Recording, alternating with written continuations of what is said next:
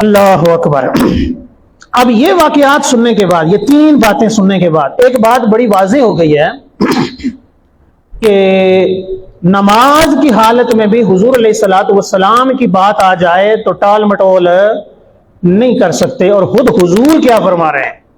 حضور فرما رہے ہیں میں محمد صلی اللہ علیہ وسلم میں نماز پڑھ رہا ہوں، ظہر کی نماز ہو اور میں نماز پڑھتے ہوئے عین نماز کی حالت میں ہوں، اللہ کی نماز پڑھ رہا ہوں، اور میں نے آدھی نماز پڑھ لی اور آدھی ابھی بقایا ہے۔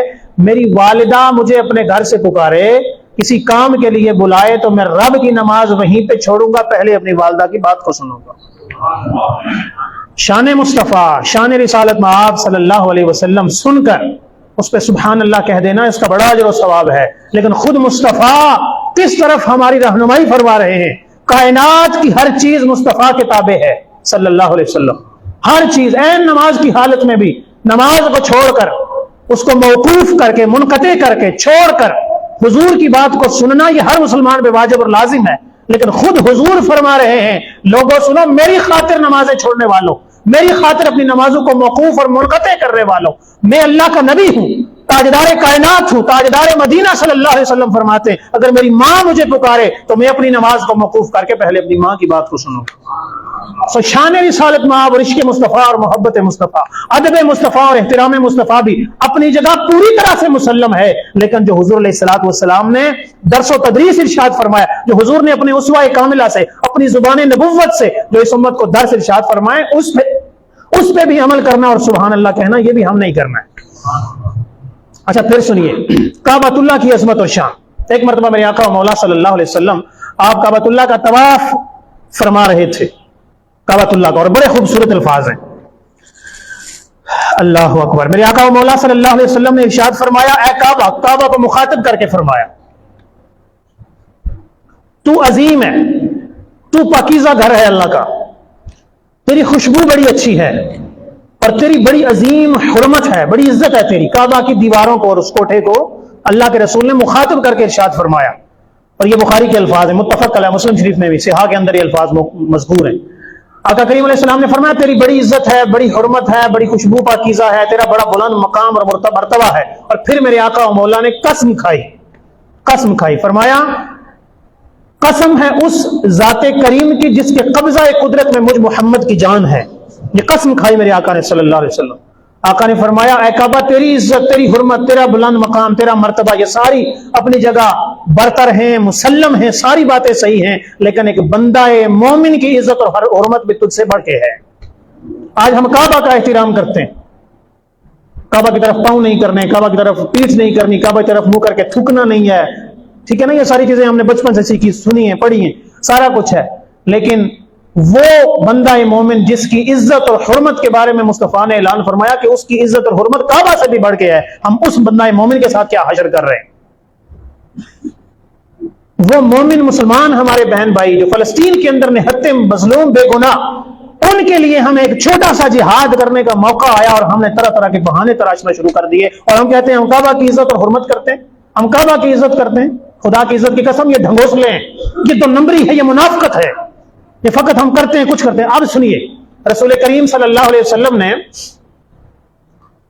16 یا 17 مہینے، قریب 1.5 سال میں نے عرض کیا کہ بیت المقدس کی طرف حضور علیہ السلام نے قبلہ رخ کر کے، چہرہ انور کر کے نماز ادا کی، 1.5 سال تقریباً۔ لیکن اس پورے دورانیے میں اب چونکہ حضور علیہ الصلوۃ والسلام کے دل کے اندر کعبۃ اللہ کی، بیت اللہ مکہ مکرمہ کی ایک عظمت تھی، آپ کی پیدائش کی جگہ بھی وہ تھی، حالانکہ آپ کو ظلم و ستم کر کے وہاں سے نکالا گیا، ہجرت پر مجبور کیا گیا، لیکن ایک کعبہ کی عزت اور حرمت میرے آقا کے خاطر اطہر میں موجود تھی۔ اب میں نے عرض کیا کہ بالکل مخالف سمت میں ہیں، اپوزٹ ڈائریکشن ہے دونوں کی، بیت المقدس کی اور بیت اللہ مکہ، فلسطین اور مکہ مکرمہ دونوں مخالف سمت میں ہیں، لیکن 16 یا 17 مہینے میرے آقا و مولا صلی اللہ علیہ وسلم نے اپنا چہرہ انور جب تک بیت المقدس کی طرف کر کے رخ انور نماز ادا کی، 1.5 سال تقریباً، لیکن حضور نماز کے اندر بھی ایسے انداز میں کھڑے ہوا کرتے تھے کہ کعبۃ اللہ کی طرف پیٹھ نہیں ہوا کرتی تھی۔ آج جو کعبہ کے اندر بیٹھے ہوئے نام نہاد مسلمان، میں بڑے واضح الفاظ کے ساتھ عرض کر رہا ہوں، اور یہ بخاری اور مسلم کے اندر الفاظ موجود ہیں، बुखारी और मुस्लिम, जामिया तिर्मिज़ी के अल्फाज हैं। सिहा के अंदर मुतअद्दिद कुतुब हदीस के अंदर ये रिवायात मनकूल है कि हुजूर ने तकरीबन 1.5 साल बैतुल मक़दस की तरफ चेहरा तो किया, लेकिन खड़ा होने का अंदाज ये हुआ करता कि हुजूर की पुश्त मुबारक और पीठ मुबारक, कमर मुबारक काबतुल्लाह की तरफ नहीं हुआ करती थी। वहां पे बैठे हुए कुरान पढ़ने वाले और बहुत खूबसूरत कुरान पढ़ने वाले काबा में बैठकर उनके जो पांव हुआ करते हैं वो काबा की तरफ हुआ करते हैं।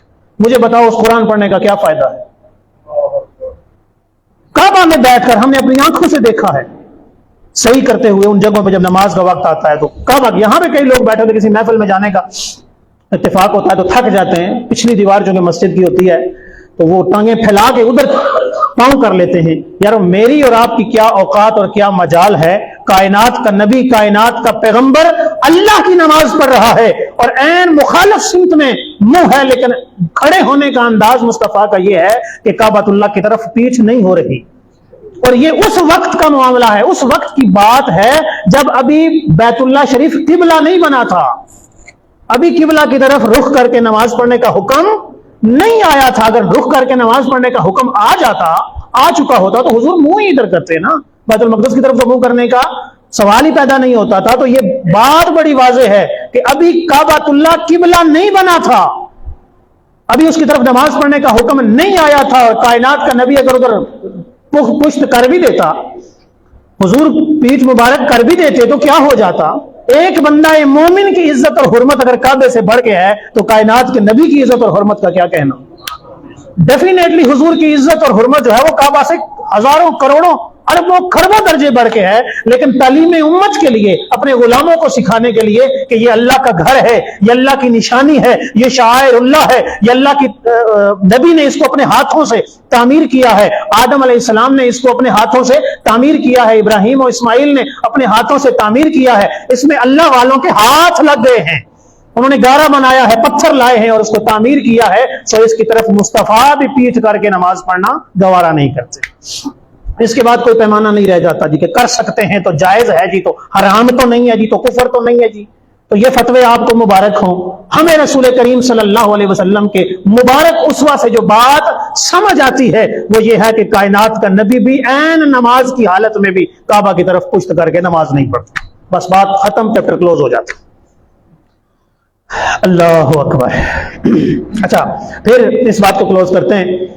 रिवायात के अंदर आता है कि हजरत आदम अलैहिस्सलाम ने जब काबतुल्लाह को बनाया, आखिरी बात कर रहा हूं, खुलासा अर्ज कर रहा हूं, काबतुल्लाह को बनाया तो 5 पहाड़ों से, मुख्तलिफ पहाड़ों के नाम है, पहाड़ों से मिट्टी लाकर हजरत आदम अलैहिस्सलाम ने उसका खमीर गूंदा, गारा बनाया और उससे फिर काबतुल्लाह की तामीर हुई। उलमा ने, मुहद्दिसीन, मुफस्सिरीन ने यहाँ पे एक बड़ा लतीफ नुक्ता लिखा है। वो कहते हैं कि ये काबतुल्लाह की तरफ रुख करके अल्लाह के हुजूर यकसुई और तवज्जो से नमाज पढ़ने का और अल्लाह की बारगाह में झुकने का मतलब ये है, काबा की तरफ रुख करके, कि किसी के गुनाह अगर पहाड़ों में जितने भी हों तो वो इसकी तरफ रुख करके अगर तवज्जो से नमाज पढ़ेगा, अल्लाह पहाड़ों में जितने गुनाह भी मुआफ फरमा देगा। तो पहाड़ों से मिट्टी लाई हज़रत आदम अलैहिस्सलाम ने मखसूस उस तरीके से और मखसूस अंदाज में। तो मुफस्सिरीन किराम ने फिर एक बात अकीदे की और अकीदत की याद रख लें कि काबा को सजदे की नियत करना ये कुफ्र है। हम जो सजदा रुख करके काबा की तरफ करते हैं तो काबे को सजदा नहीं करते। सजदा किसको रवा है? अल्लाह वहदहु ला शरीक को। जब काबा में खड़े होके काबा की नियत करके काबा को सजदा करना, उसकी नियत करना ये कुफ्र है। मैं अल्लाह को सजदा नहीं कर रहा, मैं काबे को। तो काबा तो बट्टे हैं भाई, पत्थर है, दरवाजा लगा हुआ है, गुलाब चढ़ा हुआ है, इतना कुछ ही है। निस्बत चूंकि खुदा के साथ हो गई और अल्लाह वालों के साथ हो गई, इसलिए अजमत बढ़ गई ना।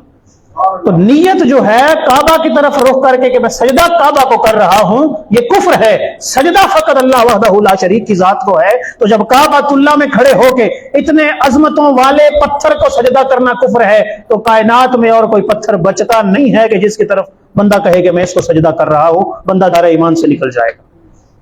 जब तूफान नूह थमा था तो सबसे पहले जो जमीन खुश्क हुई थी, पानी हो गया था ना पूरी कायनात में, तो जो जमीन का जो टुकड़ा और हिस्सा सबसे पहले खुश्क हुआ था, पानी जिसका खत्म हुआ था, वो यही एग्जैक्ट वो जगह है जहां आज काबतुल्लाह तामीर है। इसीलिए काबतुल्लाह को नाफे जमीन कहते हैं। ये पूरी कायनात का, पूरी जमीन का वस्त है और दरमियान है। इसे जमीन की नाफ तो नहीं कहते हैं, दरमियान में। تو یہ وہ کعبۃ اللہ شریف کے حوالے سے چند ایک ابتدائی باتیں انشاءاللہ آگے درس قرآن کے حوالے سے اس میں تفصیل ہے بہت زیادہ. اللہ نے توفیق بخشی زندگی رہی تو انشاءاللہ اس میں مزید گفتگو ہوگی. آج چونکہ پہلا جمعہ ہے مہینے کا تو انشاءاللہ العزیز حلقہ درود و ذکر ہوگا مختصر مسجد میں، اسی میں احباب سے اس میں شرکت کی استدعا ہے. 4 مئی بروز اتوار دن 11 بجے سے نماز عصر تک ڈھوک ڈیری پلینا میں سالانہ تیسرا عرس مبارک کا آغاز ہو رہا ہے، جس میں خصوصی خطاب پیر سید نعمان صدیق شاہ صاحب اسلام آباد والے بہت خوبصورت خطاب ارشاد فرماتے ہیں. آپ تمام احباب کو بروز اتوار 4 مئی اس میں شرکت کی دعوت دی جاتی ہے. اللہ عمل کی توفیق عطا فرمائے، سنت عطا فرمائے.